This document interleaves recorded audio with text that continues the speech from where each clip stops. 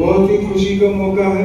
जिस तरह से, जिस हृदय से, जिस आत्मा से, जिस भावना से, जिस दिल से, जिस आदर सत्कार से, जिस विनम्रता से हमारा स्वागत किया है हमारे मुख्य अतिथि जी जो कि छुटपुर से आए हुए हैं, उनका जो स्वागत किया है, उनका जो सत्कार किया है, हम उसके लिए भी आपका इस आदर सत्कार को हम आपका कभी भी ना भूलने की हम यहाँ पर बात करेंगे। आपको धन्यवाद करता हूँ। बहुत ही खुशी का मौका है। हम यहाँ पर गुरु महाराज जी का गुणगान करने के लिए हम यहाँ एकत्रित हुए हैं। गुरु जी की वाणी का प्रसाद पाने के लिए हम यहाँ एकत्रित हुए हैं। गुरु जी ने जो हमें मार्ग बताया है, हम उस मार्ग को जानने के लिए यहाँ पर एकत्रित हुए हैं। और तुगलकाबाद धाम की जहां तक बात है, जो हमें जानकारी है वो आपको हम दे देना चाहते हैं कि आपके प्रयासों से, आपकी भावना को देख करके, आपके अथक परिश्रम को देख करके, आपकी इस तुगलकाबाद धाम में आपका तन्मयता देख करके, और सरकार भी इसके ऊपर बहुत ही गंभीरता से इस कार्य को सिरोधार्य करने की तरफ आगे बढ़ रही है। और हो सकता है कि बहुत ही जल्दी जो है वो आपको अच्छी सूचना आपको इस बारे में मिलेगी।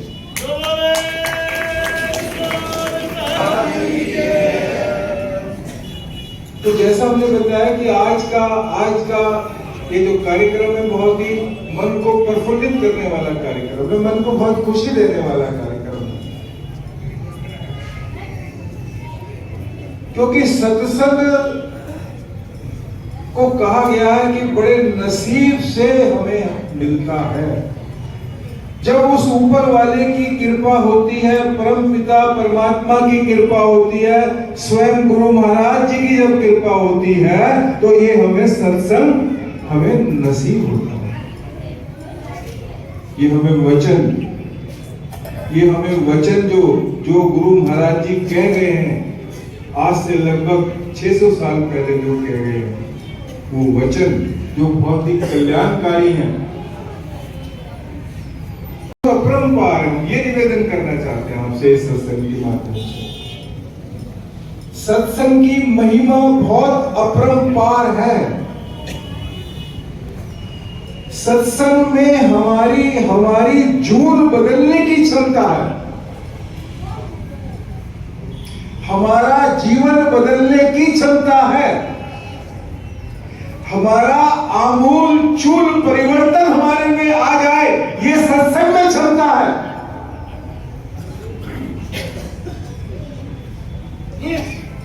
हमारा जीवन सफल हो जाए, ये सत्संग में क्षमता है। सारे कष्ट दूर हो जाए, सारे कष्टों का निवारण हो जाए,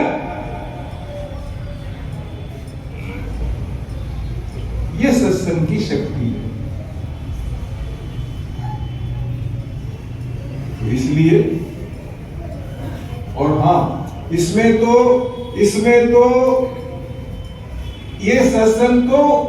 ये तो स्वर्ग में भी देवताओं को भी नसीब नहीं होता है।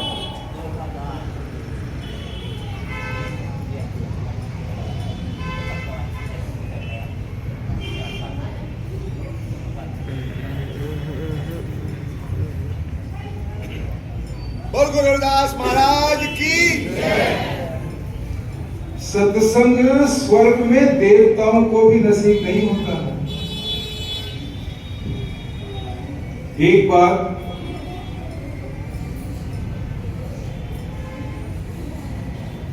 बार कबीरदास जी के पास संदेशा आया कि आपको जो है, आपको भगवान ने जो है आपको बुलाया है, चलिए आपको याद किया है।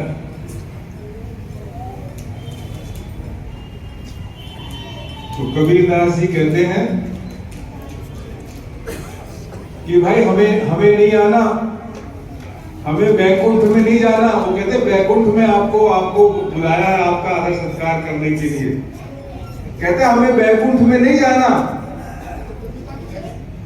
तो नारद जी बोलते हैं कि भाई बैकुंठ में नहीं जाओगे तो भगवान के दर्शन कैसे करोगे, भगवान से कैसे मिलोगे आप, नारायण से कैसे आप भेंट करोगे। तब कबीर साहब कहते हैं कि हम धरती पर सत्संग करेंगे, धरती पर सत्संग करेंगे और नारायण को यहाँ पर धरती के ऊपर बुलाएंगे सत्संग के माध्यम से। उनको आना पड़ेगा। ये कबीर साहब कहते हैं। तो सत्संग की महिमा बहुत अपरंपरा है। निवेदन ये करना है,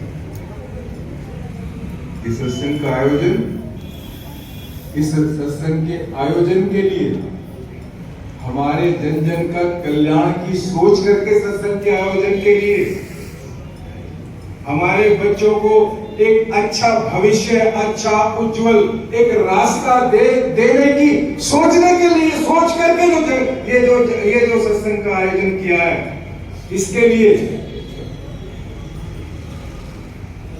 हम इस सेंट्रल कमेटी को, श्री अक्षय भारद्वाज जी को, इनकी पूरी की पूरी टीम को हम इनको कोटि बधाई देना चाहते हैं। इस मौके के ऊपर इनका साधुवाद इसको करना चाहते हैं। और दोस्तों, गुरु भाइयों, जहां तक सत्संग की बात है, सत्संग के सार की बात है, सत्संग के निचोड़ की बात है, सत्संग के अर्थ की बात है, सत्संग के अभिप्राय की बात है, तो हम संक्षेप में, क्योंकि समय ज्यादा हो गया, हम संक्षेप में अपनी बात और महापुरुषों ने जो कहा है कि हमारा जीवन कैसे सफल होगा, जैसे हमारी साध्वी जी जो आज के मुख्य अतिथि हैं, उन्होंने कहा कि ये जीवन ही बड़ा दुर्लभ है। ये मनुष्य का जो जीवन है ये बहुत दुर्लभ है। ये बिल्कुल सही बात है और आप भी सहमत होंगे इस बात से कि ये जो मनुष्य का जीवन है ये वैसे ही नहीं मिल गया आपको। पता नहीं आपके माता पिता ने, आपके पूर्वजों ने, आपने कितने सत्कर्म किए होंगे, कितने पुण्य कर्म किए होंगे, जब हमारे को ये जीता जाता, चलता फिरता और देवताओं के समान ये हमारे को शरीर मिला है और जीवन मिला है। ये इतना अनमोल है कि ये देवता भी हमारे नाम तरसते हैं इस शरीर को धारण करने के लिए, इस जीवन को धारण करने के लिए देवता भी तरसते हैं, देवताओं लालायित होते हैं, देवता भी कि ये हमें मनुष्य का जीवन मिले और हम धरती पर जाएं और वहां का जो आनंद ले। आपको मिला, बैठे बैठाए मिला है शायद हमारे को। अब हमारे सामने मिल तो गया, ये जीवन हमें मिल गया, आसानी से मिल गया या मुश्किल से मिल गया, लेकिन मिल गया। और हम, हमारा सबका एक ही लक्ष्य है। इस बात से भी आप सहमत होंगे कि हम सबका एक ही लक्ष्य है कि इस जीवन को सार्थक करना है, इस जीवन को सफल करना है। और हमारा ये कहना है, अगर ये सार्थक हो सकता है, ये अगर सफल हो सकता है, ये अगर पूजनीय हो सकता है, ये कल्याणकारी हो सकता है, ये पूरी मानवता के लिए सुखदायी भी हो सकता है, तो गुरु महाराज की वाणी को अंगीकार करके उसको आत्मसात करके ही हो सकता है। बोलो गुरु जी महाराज की जय। तो बोले सोन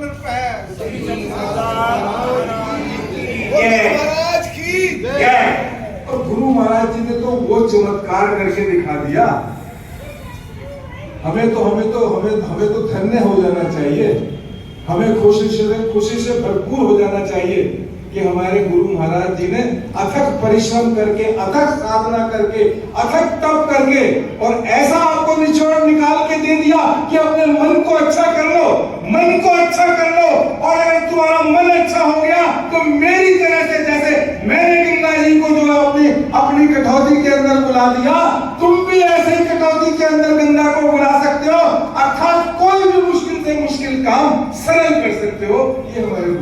जी ने बोलो बता गुरु जी दिया। महाराज की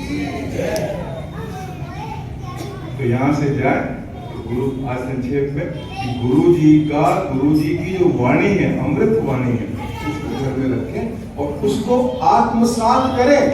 सिर्फ सुनने से, पढ़ने से इतना लाभ नहीं मिलेगा।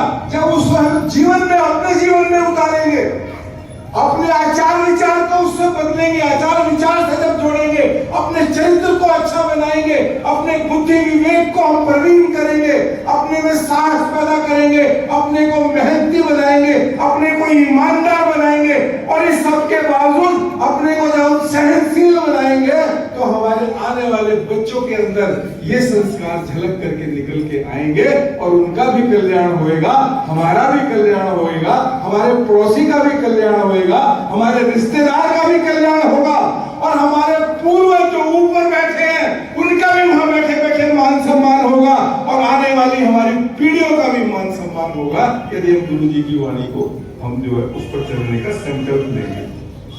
आगे ही निवेदन है आपसे कि जाए अपना यहाँ से अमृत वाणी का हम रखें, उसको पढ़ें, सुने और मनन करें और अपने जीवन का और अपने आने वाली पीढ़ियों का और गए हुए पूर्वजों का उन सबको खुशहाल करें, उन सबको निहाल करें और अपना जीवन सफल करने की दिशा में कार्य करें। जय गुरुदेव, धन्य गुरुदेव। बोल गुरु रविदास महाराज की जय।